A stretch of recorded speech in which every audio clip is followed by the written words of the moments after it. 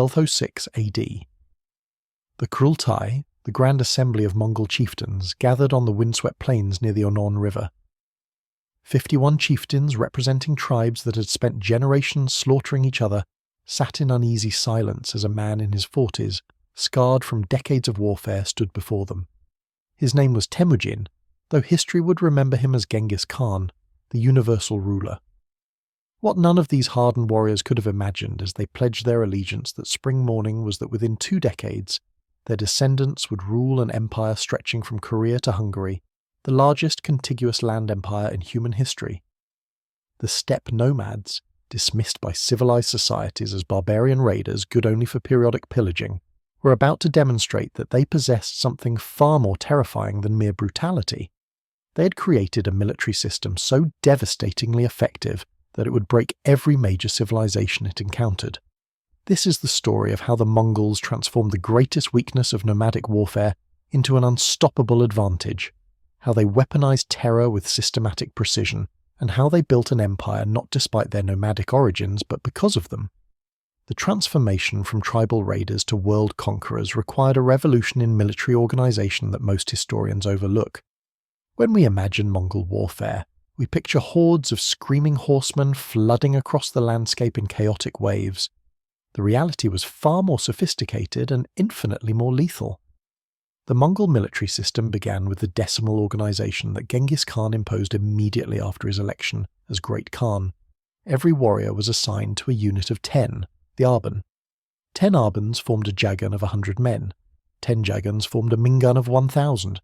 10 minguns formed a 2-men of 10,000.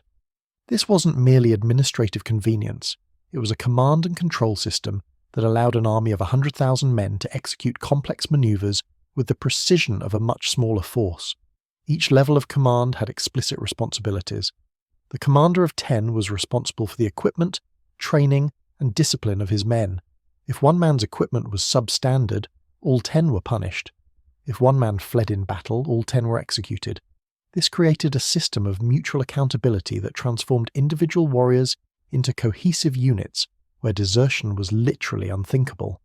Your brothers in arms weren't just comrades, they were your guarantee of survival and your potential executioners if you failed.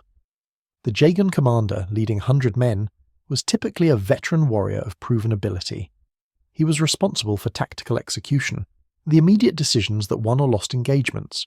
The mingun commander controlled 1,000 men and operated at the operational level, coordinating multiple jagans in complex attacks.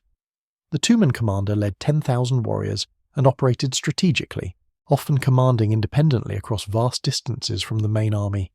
This organizational structure allowed the Mongols to divide and concentrate their forces with a speed that baffled their enemies. A Mongol army could split into 5 separate 2-mans, each operating 100 miles apart, then concentrate at a predetermined location within 48 hours. European and Chinese armies, with their cumbersome command structures and slower communication, could barely coordinate forces separated by 10 miles.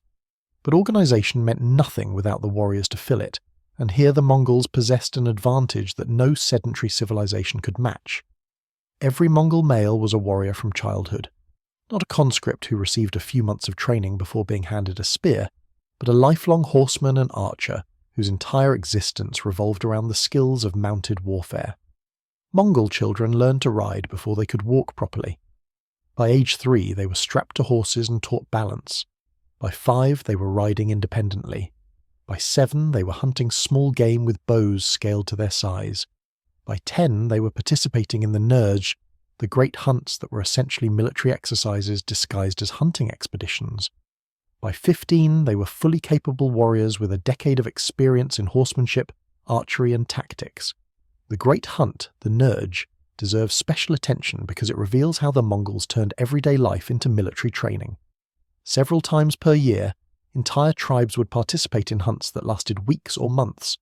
The Khan or tribal leader would designate a hunting ground, sometimes covering hundreds of square miles. The warriors would form a vast circle, sometimes 100 miles in diameter, and gradually contract it over days or weeks, driving all game toward the center. This wasn't random. It was combined arms tactical training. Scouts ranged ahead, learning reconnaissance. Messengers rode between units, practicing communication. Commanders coordinated the movement of thousands of men across vast distances without losing cohesion. Warriors practiced maintaining formation, responding to signals, and executing complex maneuvers. When the circle finally closed and the trapped animals were slaughtered, it was a rehearsal for the encirclement tactics the Mongols would use against human enemies. The equipment of Mongol warriors reflected their nomadic lifestyle and its demands. The primary weapon was the composite bow, perhaps the most sophisticated ranged weapon of the pre-gunpowder era. Constructed from layers of horn, wood, and sinew, a Mongol bow required years to craft properly. The horn formed the belly, providing compression strength. The wood formed the core, providing structure. The sinew formed the back, providing tensile strength. When properly constructed and cured, a process taking up to 5 years, these bows could achieve draw weights of 150 to 180 pounds and effective, ranges exceeding 300 yards. Each warrior carried 2 bows, one for long range with a heavy draw weight, one for close combat with a lighter pull for faster shooting. They carried between 60 and 80 arrows in multiple quivers, with different arrow types for different purposes. Light arrows with small heads for long-range shooting, heavy arrows with broad heads for close-range penetration, armor-piercing arrows with narrow heads for defeating mail and lamella, whistling arrows with perforated heads for signaling, fire arrows with incendiary materials for setting structures ablaze.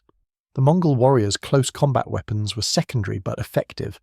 A saber for slashing attacks while mounted, a lance for the initial charge, a dagger for close-quarters fighting. Some warriors carried lassos for pulling enemy riders from their mounts, a technique borrowed from herding livestock. Others carried javelins for throwing at close range.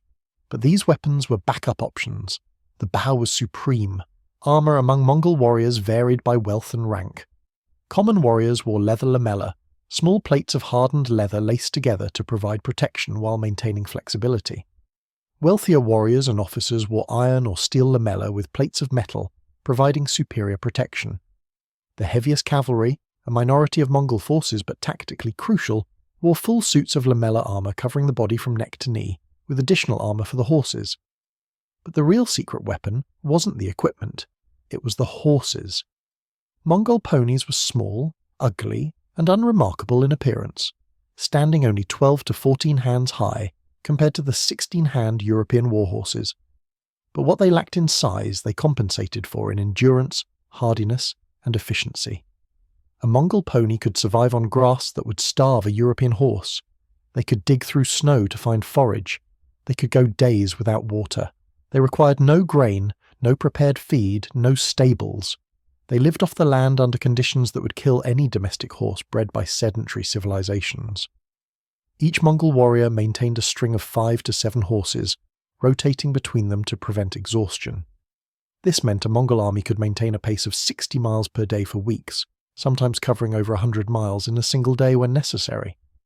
European armies, constrained by supply wagons and single mounts, struggled to manage 20 miles per day. This mobility gap meant Mongol armies could appear where they were impossible, attack before enemies could concentrate their forces, and disappear before retribution could be organized. The logistical system supporting Mongol armies was revolutionary precisely because it barely existed. Mongol warriors carried minimal supplies, living off their horses when necessary. Mare's milk, fermented into airag, provided hydration and calories. In extremis, warriors would open a vein in their horse's neck, drink a small amount of blood, then seal the wound. This practice, horrifying to sedentary peoples, allowed Mongol armies to operate for weeks without supply lines. They carried dried meat and curd for emergencies, but generally lived off the land, hunting, foraging, and later requisitioning from conquered territories. This logistical independence gave the Mongols strategic mobility that their enemies couldn't match. Chinese armies required elaborate supply trains with thousands of wagons. European armies needed to stay near fortified towns where supplies were stored. Muslim armies in the Middle East depended on well-established routes with water sources and forage. The Mongols could march directly across deserts, mountains, and steppes, taking routes their enemies considered impassable because no army could survive them. Except the Mongols could and did. The tactical doctrines built on this foundation of organization, training, equipment, and logistics made the Mongols the most lethal military force of the medieval period. The standard Mongol battle plan began with reconnaissance. Light cavalry would scout enemy positions days or weeks before the main force arrived. These scouts didn't just observe, they probed, testing enemy reactions, identifying weak points, and gathering intelligence on force composition and leadership. When battle was joined, the Mongols typically deployed in 5 ranks. The first 2 ranks were light cavalry armed with bows. The third and fourth ranks were medium cavalry, also primarily armed with bows but with better armour. The 5th rank was heavy cavalry, fully armoured shock troops held in reserve for decisive moments. This deployment was flexible and could be modified based on terrain and enemy composition, but it reflected the Mongol emphasis on archery as the primary killing mechanism. The battle would begin with the light cavalry advancing to extreme range, roughly 300 yards, and loosing arrows in coordinated volleys.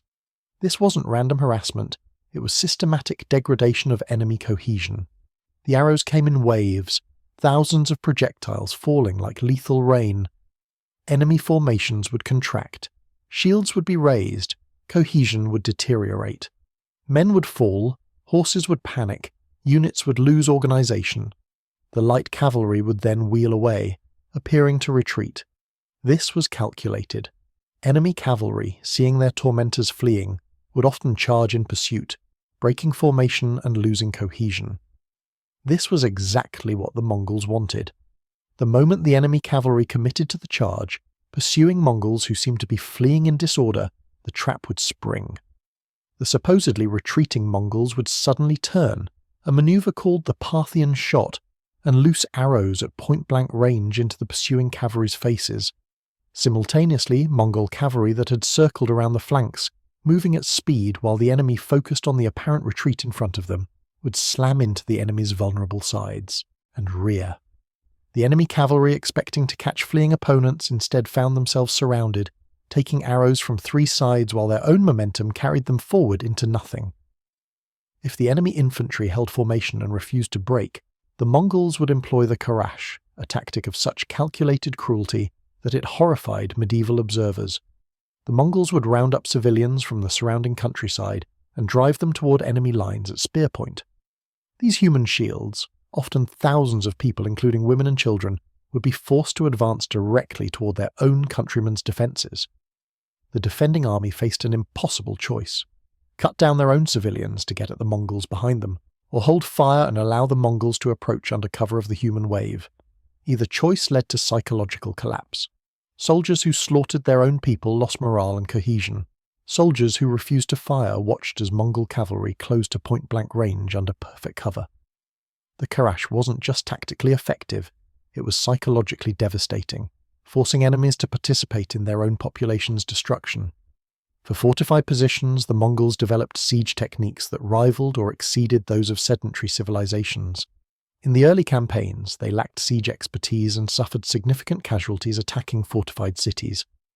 The siege of Zhongdu, modern Beijing, in 1213 to 1214 bogged down for months. The siege of Nishapur in 1221 initially stalled when Mongol forces couldn't breach the massive walls. But the Mongols learned, and they learned quickly. They began incorporating Chinese and Muslim engineers into their armies, men who understood siege weapons and fortification. They adopted mangonels, trebuchets, and siege towers. They developed counterweight trebuchets that could throw projectiles weighing 300 pounds across several hundred yards. They used these not just to breach walls, but to bombard cities with incendiaries, disease-ridden corpses, and captured defenders to spread terror. The Mongol approach to siege warfare combined technical sophistication with psychological warfare. They would arrive before a city and offer terms, surrender immediately and pay tribute, and you'll be incorporated into the empire with minimal disruption. Resist, and everyone dies. To prove this wasn't an empty threat, they carried with them the reputation earned through earlier campaigns. When cities refused to surrender, the Mongols made examples so horrifying that the next city rarely risked resistance. The fall of Nishapur in 1221 exemplified this strategy. The city had killed Tokucha, a favourite son-in-law of Genghis Khan, during an earlier siege attempt. When the Mongols finally breached the walls, the slaughter was systematic and total. Historical sources claim that every living thing in the city was killed: humans, dogs, cats, even insects. The Mongol commanders ordered the heads of the dead to be piled in separate pyramids: men, women, and children. The city was then razed so thoroughly that it was ploughed under and planted with barley. When Mongol armies approached the next city, messengers would arrive ahead saying, "Remember Nishapur," and resistance would evaporate. This calculated use of terror was central to Mongol strategy. Medieval warfare was expensive in lives and resources. The Mongols discovered that extreme violence against a few targets could achieve psychological dominance over vast regions, allowing subsequent conquest with minimal resistance. It was ruthlessly efficient. Kill 100,000 people in one city, and the next 10 cities surrender without a fight, saving both Mongol and enemy lives in aggregate. The intelligence and psychological warfare capabilities of the Mongol Empire were as sophisticated as their military tactics. The Yam system, a network of post stations established across the empire, enabled communication at unprecedented speed. Messengers could travel 200 miles per day by switching horses at Yam stations every 25 to 30 miles. Orders from the Great Khan in Karakoram could reach commanders in Russia in weeks, allowing coordinated strategic operations across continental distances. But the Yam system wasn't just for military communication. It was an intelligence network. Each station maintained records of travellers, merchants, and their news. Mongol administrators could track trade patterns, population movements, political developments, and potential threats across the entire empire. This information flowed to the capital, where it was analysed and used for strategic planning. The Mongols knew more about their enemies' kingdoms than those enemies' own rulers often did. Before invading a region, Mongol intelligence operatives would spend years gathering information.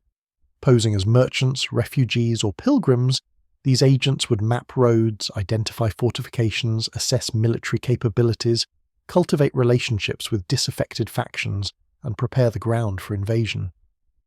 When Mongol armies finally arrived, they weren't entering unknown territory, they were executing a plan based on years of accumulated intelligence.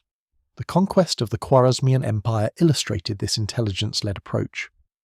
Between 1219 and 1221, the Mongols destroyed one of the most powerful Muslim empires, stretching from the Persian Gulf to the Aral Sea.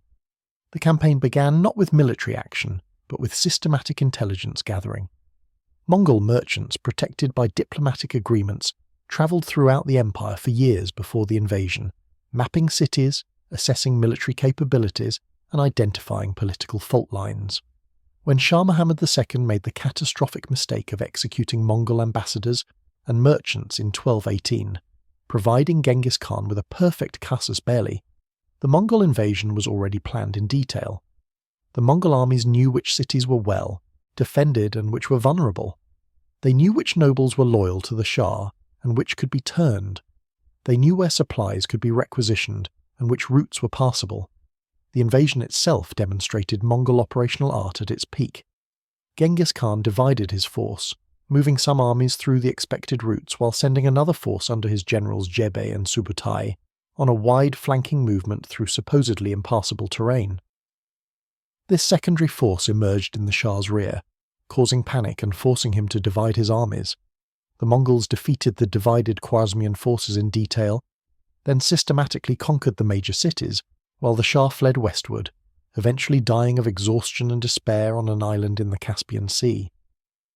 But the most extraordinary aspect of the Khwarezmian campaign came afterward. Jebe and Subutai, having destroyed the empire, requested permission to continue westward on a reconnaissance in force. Genghis Khan agreed, and these two generals led 20,000 men on one of history's most remarkable military expeditions. Over the next 3 years, they circled the Caspian Sea, invaded Georgia, defeated the Georgians in multiple battles, pushed through the Caucasus Mountains, and emerged onto the Russian steppes. There, in 1223, they encountered a coalition of Russian princes and their Cuman allies at the Battle of the Kalka River.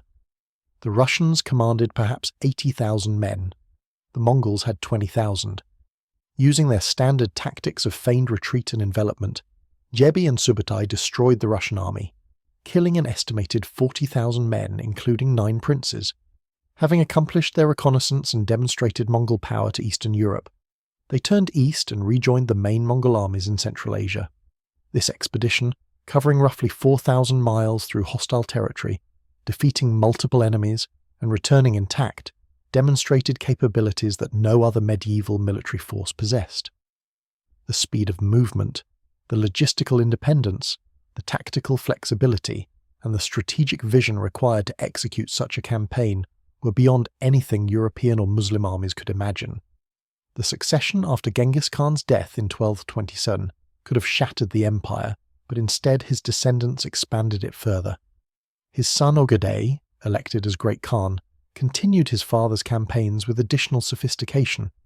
The destruction of the Jin dynasty in northern China, finally completed in 1234 after decades of warfare, demonstrated that the Mongols could not just raid and plunder, but could systematically conquer and administer vast sedentary populations.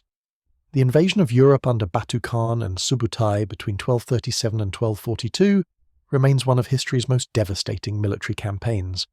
The Mongols invaded with perhaps 150,000 men, facing the combined military resources of Russia, Poland, Hungary, and the Holy Roman Empire, populations totaling tens of millions. The result was catastrophic for Europe. The Russian principalities fell first. Between 1237 and 1240, the Mongols systematically conquered the Russian lands, destroying cities that resisted and incorporating those that surrendered. The brutal winter campaign of 1238 exemplified Mongol capabilities. While European armies went into winter quarters, the Mongols exploited the frozen rivers as highways, moving at high speed across terrain that defenders assumed was impassable. Cities found themselves besieged in midwinter by an army that shouldn't have existed outside of campaigning season. In 1241, the Mongols invaded Poland and Hungary simultaneously, executing a coordinated campaign across a front of over 500 miles. In Poland, a Mongol force under Kaidu and Baidar defeated Polish and German forces at the Battle of Legnica on April 9th. The same day, 300 miles to the south, another Mongol force under Batu Khan and Subutai destroyed the Hungarian army at the Battle of Mohi. The Battle of Mohi deserves detailed examination, as it revealed the full sophistication of Mongol operational art. King Bela IV of Hungary had assembled an army of perhaps 80,000 men, one of the largest European forces of the medieval period.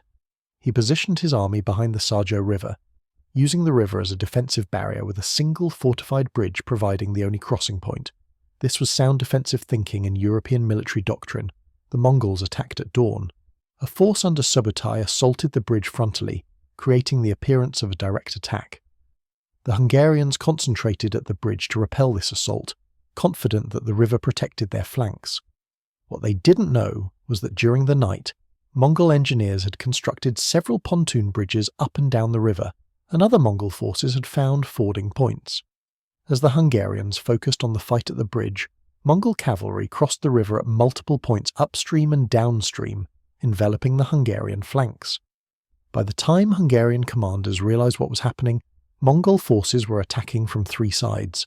The Hungarians attempted to form defensive positions, but were subjected to devastating archery from all directions. Then Subutai executed a maneuver that demonstrated his genius. Instead of closing the encirclement completely, he deliberately left an escape route open toward the west. The Hungarian army, seeing a path to safety, broke formation and fled. This was exactly what the Mongols wanted. The organized army became a fleeing mob. Mongol cavalry pursued for 30 miles, cutting down the fleeing soldiers at will. Of the 80,000-man Hungarian army, perhaps 40,000 died on the battlefield or during the pursuit. King Bela barely escaped with his life. The Mongols spent the next year devastating Hungary, destroying systematically rather than randomly. They targeted mills, granaries, and agricultural infrastructure, ensuring the country couldn't support an army even if one could be raised. They killed an estimated 1/3 to 1/2 of Hungary's population, roughly 500,000 to 1 million people. Then, in 1242, the Mongols withdrew. Not because they were defeated, they hadn't lost a single significant engagement in Europe. They withdrew because Ogedei Khan had died, and Mongol law required the commanders to return to Mongolia to elect a new Great Khan. Europe was saved not by its armies, but by the accident of succession politics 5,000 miles away. The terror the Mongols inspired wasn't accidental or incidental. It was calculated and weaponized. The Mongols understood that fear was a force multiplier. An enemy paralyzed by terror couldn't fight effectively. A population that had heard stories of Mongol brutality would surrender rather than resist. The Mongols systematically cultivated their fearsome reputation through selective atrocities that would be widely reported. When cities resisted and were eventually taken, the Mongols would sometimes spare craftsmen, scribes, and other useful individuals. These survivors would be resettled across the empire, carrying with them stories of what they had witnessed. Merchants travelling through Mongol territory would hear these stories and spread them further. The reputation would travel ahead of Mongol armies, softening resistance before the first arrow was shot. The systematic nature of this terror was evident in the treatment of different cities.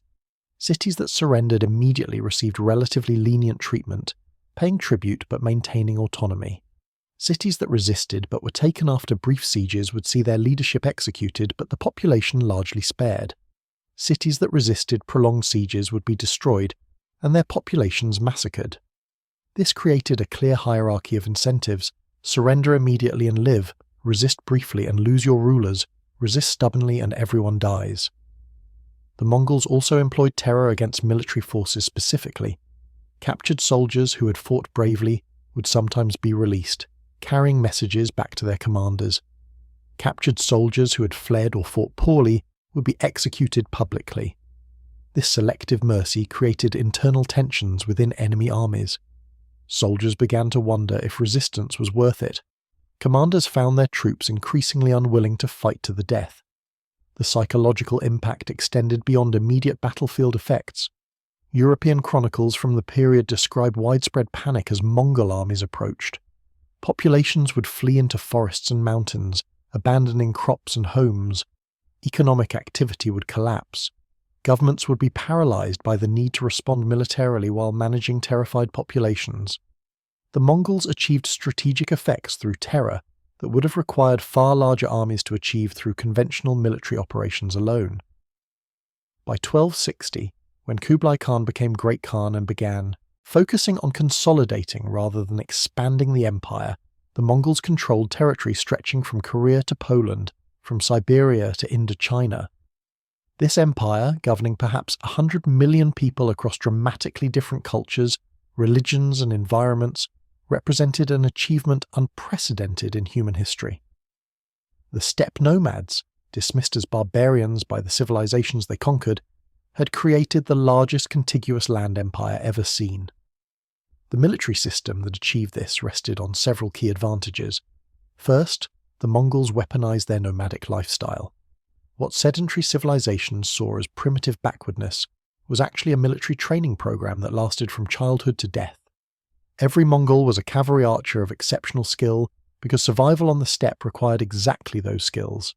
Second, the Mongols embraced technological and tactical adaptation. They didn't cling to steppe traditions when they encountered superior techniques. They incorporated Chinese siege engineering, Muslim administrative practices, and innovations from every culture they encountered. This intellectual flexibility gave them access to the best military knowledge available in the 13th century. Third, the Mongols created an organizational and command structure that enabled coordinated operations across continental distances. The decimal system, the Yam network, and the clear hierarchies of command allowed strategic coordination that their enemies couldn't match. A Mongol general could receive orders from the Great Khan 3,000 miles away and execute complex operations in coordination with other forces hundreds of miles apart. Fourth, the Mongols weaponized terror systematically. They understood that extreme violence against selected targets created psychological effects that reduced resistance across entire regions. This was brutal, but it was also efficient. The Mongols achieved through calculated terror what would have required vastly larger armies and resources to achieve through conventional conquest alone. Fifth, the Mongols maintained logistical independence that gave them strategic mobility their enemies couldn't match. An army that could live off its horses and move 60 miles per day could appear where it was impossible, strike before enemies could concentrate, and disappear before retaliation could be organized. This mobility advantage was as important as any tactical innovation. The legacy of Mongol military power extended far beyond their conquests. The nations they defeated learned from their tactics and organization. The Chinese Ming dynasty that eventually expelled the Mongols from China adopted Mongol cavalry tactics and organizational principles. The Mamluks of Egypt, who stopped Mongol expansion at the Battle of Ain Jalut in 1260, were themselves steppe nomads who understood Mongol methods. The Ottoman Empire that would dominate the Middle East and Eastern Europe incorporated Mongol administrative, techniques and military organization.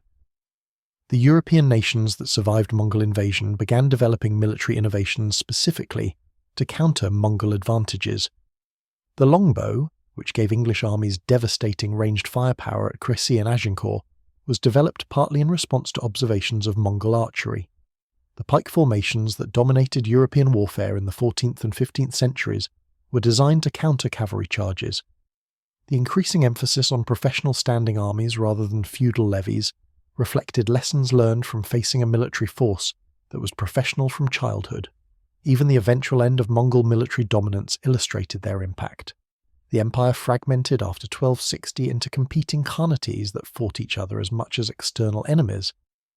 But the fragmentation occurred not because the military system failed, but because the empire became too large to maintain political unity.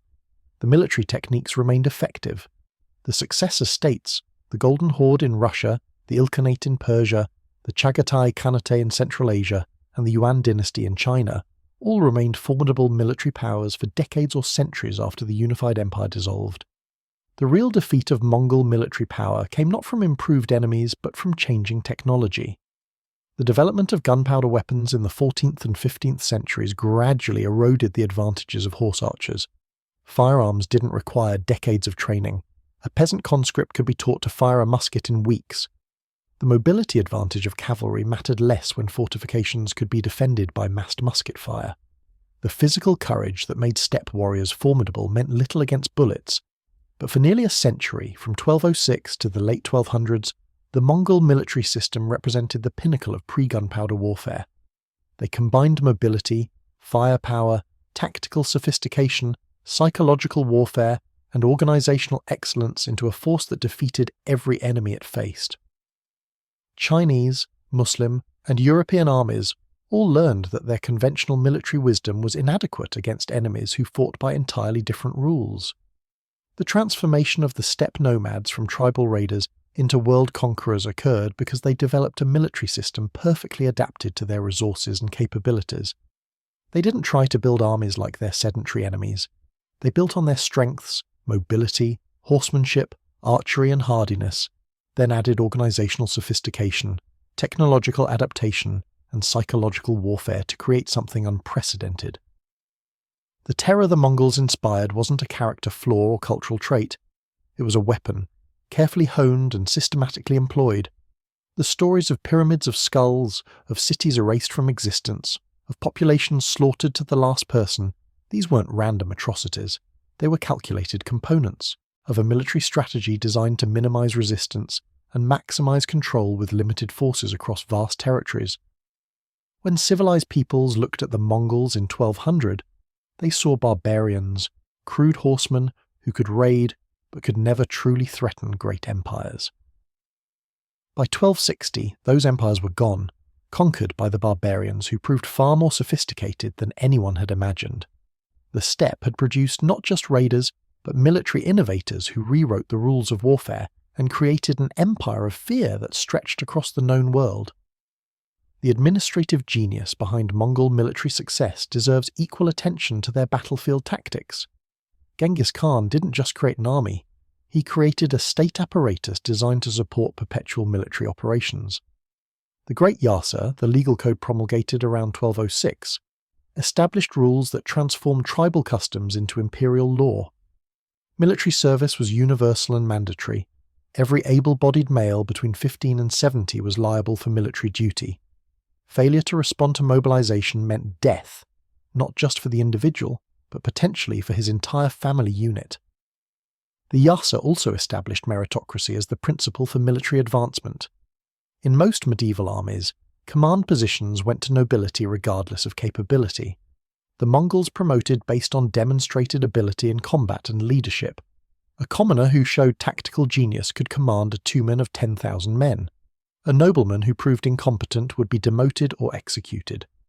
This meritocratic system ensured that Mongol armies were led by their most capable warriors rather than their best-born. The discipline imposed by the Yasa was draconian by any standard. Looting before a battle was completed meant execution. Failing to recover a dropped weapon meant punishment. Abandoning a comrade in combat meant death for the entire Arban. Sexual assault of women in conquered territories, at least initially, was punishable by death. The Mongols understood that discipline was force multiplier. An army that maintained cohesion under stress, that followed orders precisely, that didn't dissolve into a looting mob at the first opportunity, could defeat larger forces that lacked such discipline. The logistics of maintaining armies numbering in the hundreds of thousands across vast distances required innovations in administration. The Mongols established a system of military colonies in conquered territories. Mongol tumans would be stationed in strategic locations, their warriors granted land and subjects to support them. These tumans served as garrison forces, as rapid reaction forces for regional threats, and as bases for further expansion. A rebellion in Persia could be suppressed by local Mongol forces without requiring armies to march from Mongolia. These military colonies also served as intelligence centres and mechanisms of control. The Mongol warriors stationed in conquered territories married local women, established families, and developed networks of relationships with local populations. They learned local languages, customs, and politics. This created a class of Mongol administrators who understood both steppe military culture and local civilian administration. They became the connective tissue holding the empire together. The treatment of conquered populations revealed sophisticated understanding of imperial management. The Mongols were remarkably tolerant of religious diversity. Christians, Muslims, Buddhists, and practitioners of traditional faiths all lived under Mongol rule without systematic persecution. This wasn't ideological tolerance, it was pragmatic. Religious persecution created resistance and rebellion. Religious freedom created stability and cooperation. The Mongols cared about tribute and obedience, not faith. Craftsmen, engineers, scholars, and administrators received special treatment. When cities were conquered, these valuable individuals would be identified and spared even when the rest of the population was slaughtered. They would be resettled in other parts of the empire where their skills were needed. Chinese engineers found themselves building siege weapons in Persia. Muslim administrators found themselves governing in China. This forced diaspora of skilled individuals spread knowledge throughout the empire and created a cosmopolitan elite that served Mongol interests. The postal system, the yam, deserves deeper examination, as it represented perhaps the most sophisticated communication network in the medieval world. At its peak, the yam consisted of stations spaced every 25 to 30 miles across the empire's road network. Each station maintained 20 to 30 fresh horses, food, and accommodations for official travellers. Messengers carrying the paisa, a tablet of authority issued by the Khan, could requisition horses, food, guides, and assistance from any station. The speed this system enabled was extraordinary. A message could travel from Karakoram to the western borders of the empire, roughly 3,000 miles, in perhaps 2 weeks. Compare this to European communication, where messages travelled at perhaps 30 miles per day, meaning the same distance would require more than 3 months. This speed advantage meant the Great Khan could coordinate strategic operations across the empire with a responsiveness that seemed almost magical to contemporaries. But the yam served purposes beyond military communication. It facilitated trade by providing secure rest stops for merchants. It enabled administrative control by allowing officials to travel rapidly between regions. It gathered intelligence as station masters, recorded information about travellers and local conditions. The yam was simultaneously a communication network, a trade facilitator, an intelligence apparatus, and a projection of imperial authority into remote regions. The economic foundations of Mongol military power rested on extracting resources from conquered territories while maintaining steppe military culture. This created inherent tensions. Steppe nomads valued mobility and warfare. Sedentary civilizations valued agriculture and commerce. The Mongols needed to tax the wealth of sedentary populations to fund their military operations, but they couldn't become sedentary themselves without losing the military advantages that came from nomadic lifestyle. The solution was a dual system.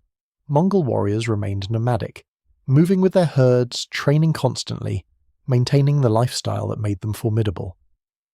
But they ruled over sedentary populations who produced the wealth that funded military operations. Mongol administrators collected taxes from Chinese peasants, Persian merchants, and Russian towns. This wealth paid for weapons, armour, siege equipment, and the luxuries that motivated continued conquest. The tribute system established by the Mongols was systematic and efficient. Each conquered region was assessed for its capacity to pay. Tax collectors, often local administrators supervised by Mongol officials, would collect the assessed amounts. The tribute included cash, goods, livestock, and military supplies. Regions that paid promptly and fully were left largely autonomous. Regions that resisted or delayed payment faced punitive expeditions that reminded everyone why prompt payment was preferable. The integration of diverse military traditions enhanced Mongol capabilities over time. Chinese siege engineers brought expertise in constructing and operating trebuchets, mangonels, and siege towers. Muslim metallurgists provided superior weapons and armour. European crossbowmen captured in battle were sometimes incorporated into Mongol forces. This willingness to adopt foreign military technologies while maintaining core steppe tactics created a hybrid military system that combined the best elements from multiple traditions. The intelligence operations of the Mongol Empire operated at a level of sophistication that most historians underappreciate. Before major campaigns, Mongol agents would spend years preparing the ground. Posing as merchants, they would establish trade relationships that provided cover for intelligence gathering. They would cultivate relationships with disaffected nobles who might be turned against their rulers.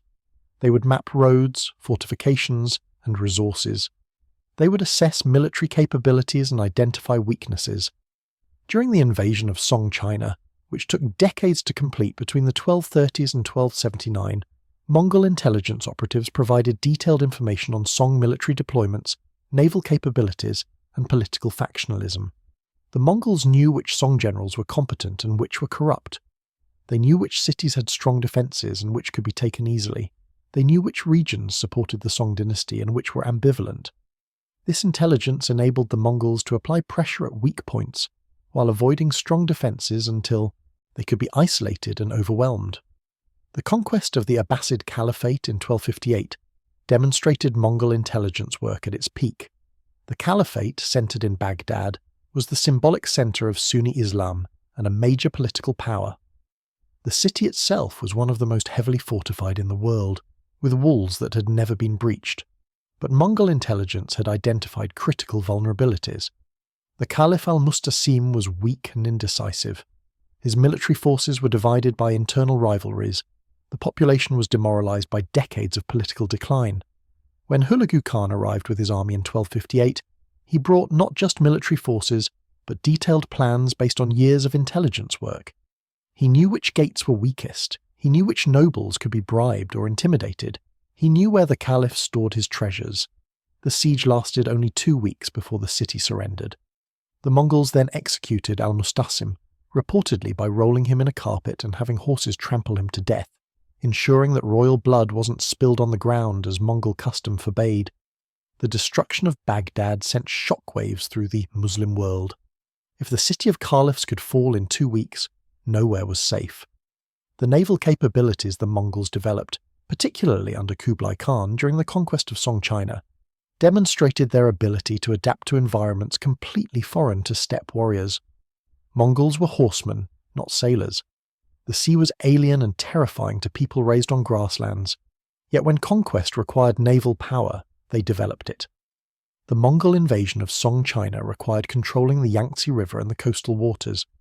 The Song dynasty possessed a formidable navy with ships mounting gunpowder weapons, including early rockets and bombs. Mongol commanders recruited Chinese and Korean naval experts, studied Song naval tactics and built their own fleets. By the 1270s, Mongol naval forces numbered over 5,000 vessels and could contest the Song navy in major engagements. The Battle of Yamen in 1279, the final engagement of the Mongol conquest of Song China, was primarily naval. Mongol forces numbering perhaps 50,000 men aboard hundreds of warships defeated the last Song fleet. The Songboi emperor was drowned during the battle, ending the dynasty and completing Kublai Khan's conquest. This victory demonstrated that the Mongols could master any military domain when conquest required it. They had begun as horse archers on the steppe, and ended as admirals commanding fleets. The attempted invasions of Japan in 1274 and 1281 revealed the limits of Mongol adaptability. Kublai Khan, having conquered China and Korea, turned his attention to Japan. The Japanese had refused to submit to Mongol authority, a defiance that couldn't be tolerated. 2 massive invasion fleets were assembled, primarily using Korean and Chinese ships and sailors, but carrying Mongol, Chinese and Korean soldiers. The first invasion in 1274 landed forces on Kyushu, but withdrew after initial engagements, possibly due to approaching storms. The second invasion in 1281 was far larger, with perhaps 140,000 men carried in over 4,000 ships, one of the largest amphibious operations in history to that date. The invasion force established beachheads and fought Japanese defenders for weeks. Then a typhoon struck, destroying much of the invasion fleet and stranding the Mongol forces. The Japanese counterattacked and massacred the survivors. The Mongols lost perhaps 100,000 men. The failed Japanese invasions highlighted a critical Mongol weakness. Their military system was optimized for land warfare across the Eurasian steppe and adjacent regions. When forced to operate across major bodies of water against island nations with powerful navies and determined defenders, their advantages in mobility and logistics disappeared. The horses that gave them dominance on land were liabilities at sea, requiring vast amounts of space and fodder. The cavalry tactics that devastated steppe and agricultural regions were useless on ships or in the mountainous terrain of Japan. The internal dynamics of the Mongol military system created both strengths and weaknesses. The emphasis on meritocracy and demonstrated ability meant the best commanders rose to power, but it also created intense rivalries. Successful generals built personal followings among their soldiers. These personal armies were necessary for maintaining control over vast territories, but they also threatened imperial unity when succession disputes arose. The death of Genghis Khan in 1227 created the first major succession crisis. His third son, Ogedei, was elected Great Khan, but only after political maneuvering among Genghis's sons and grandsons. The death of Ogedei in 1241 created a more serious crisis. The regency of Ogedei's widow Toregen lasted 5 years before her son Guyuk was elected Great Khan in 1246. Guyuk died in 1248, creating another succession dispute that ended with the election of Möngke Khan, grandson of Genghis through his younger son Tolui, in 1251. Each succession crisis slowed military operations as commanders returned to Mongolia to participate in the Kurultai that elected the new Khan. The withdrawal from Europe in 1242 was directly caused by Ogedei's death and the need for Batu Khan and Subutai to return east. The delays between 1241 and 1251 allowed European kingdoms to recover and fortify their defences. Had the Mongols maintained continuous pressure, they might have conquered Western Europe. The accidents of succession timing saved civilizations. The election of Möngke Khan in 1251 marked the high point of unified Mongol military power. Möngke was a capable administrator and military commander who understood the necessity of continued expansion. He ordered 2 major campaigns.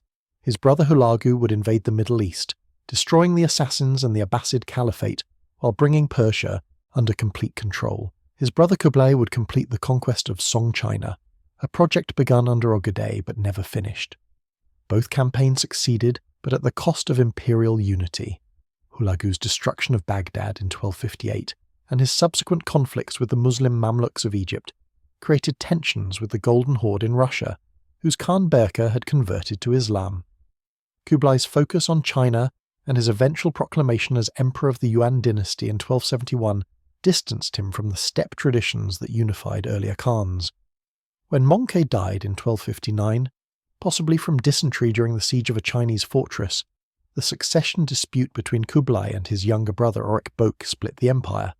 The civil war between Kublai and Aurek-Boke from 1260 to 1264 marked the effective end of the unified Mongol Empire.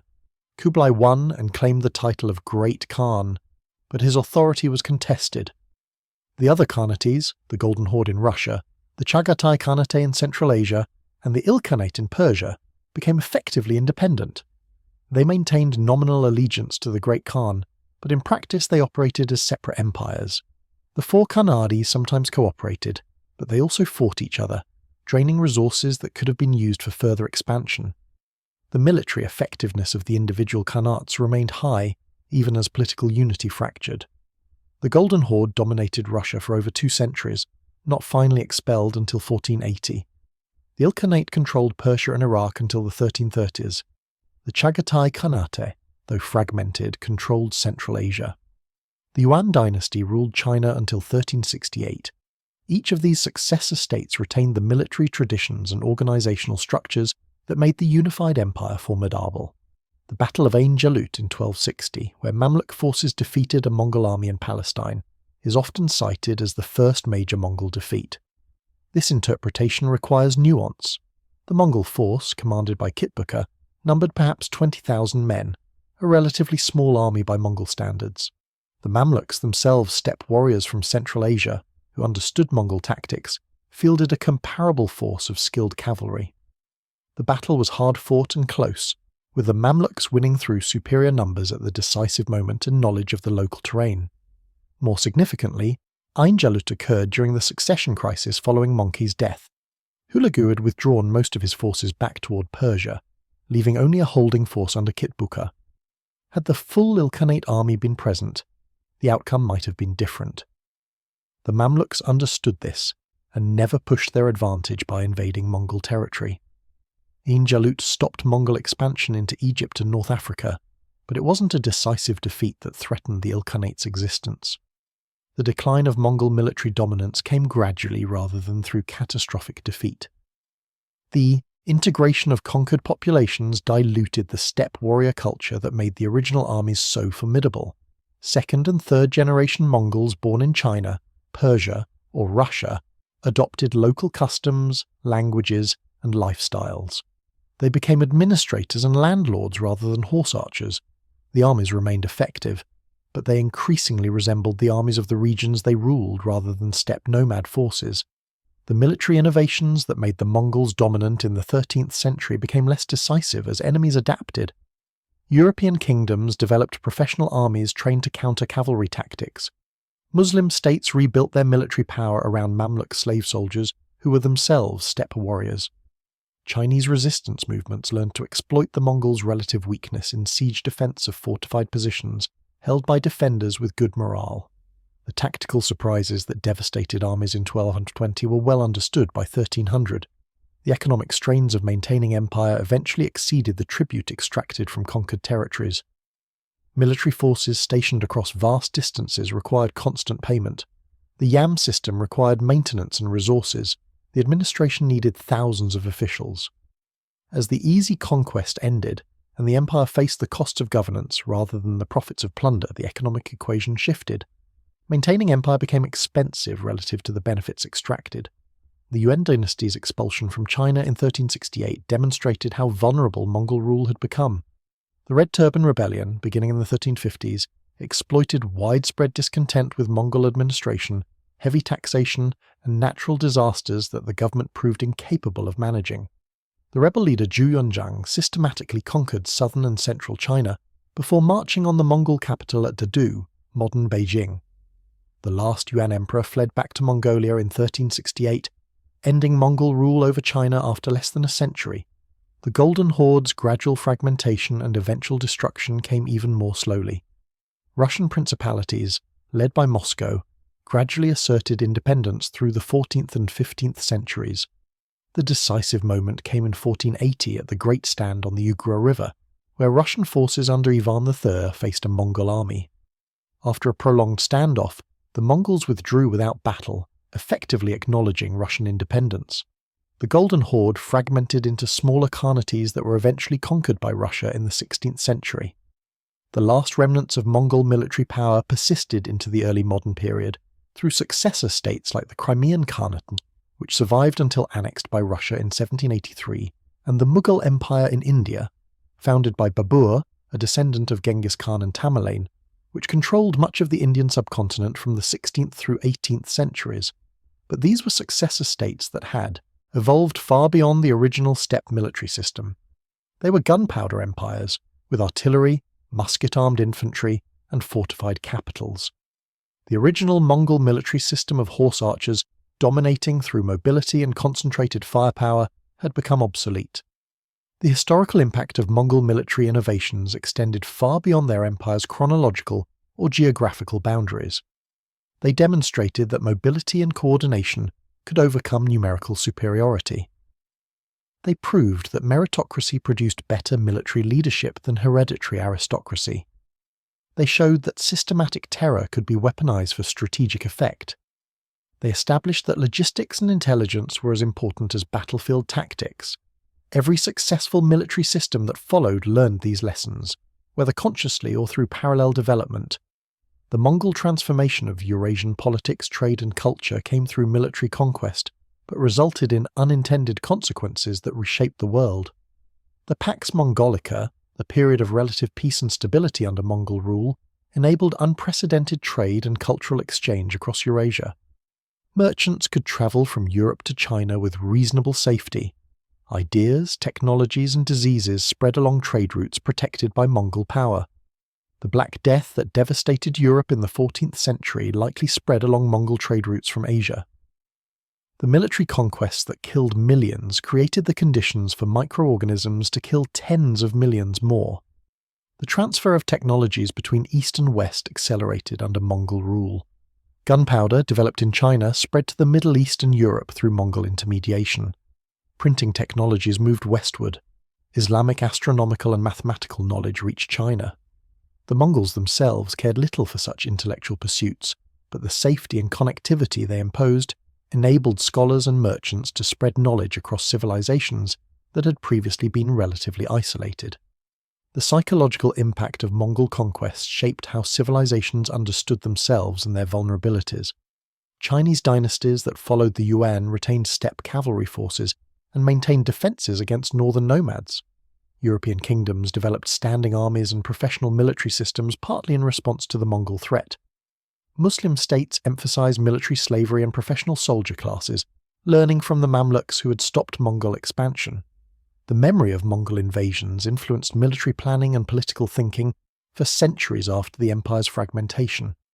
The environmental impact of Mongol conquests remains debatable but potentially significant. Some scholars argue that the massive depopulation caused by Mongol invasions, with tens of millions killed across Eurasia, led to reforestation of agricultural land and a measurable decrease in atmospheric carbon dioxide.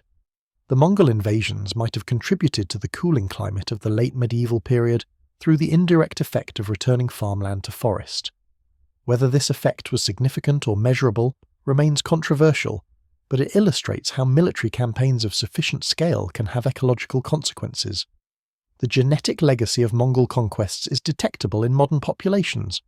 Studies of Y chromosome lineages suggest that roughly 8% of men in the former Mongol Empire territories, representing about 0.5% of the world's male population, or 16 million men, carry a Y chromosome lineage traced to a common ancestor who lived roughly 1,000 years ago. While absolute proof is impossible, this common ancestor was likely Genghis Khan, or one of his close male relatives. The military conquests that created the empire also enabled the genetic proliferation of the conquering elite through their privileged access to women across conquered territories.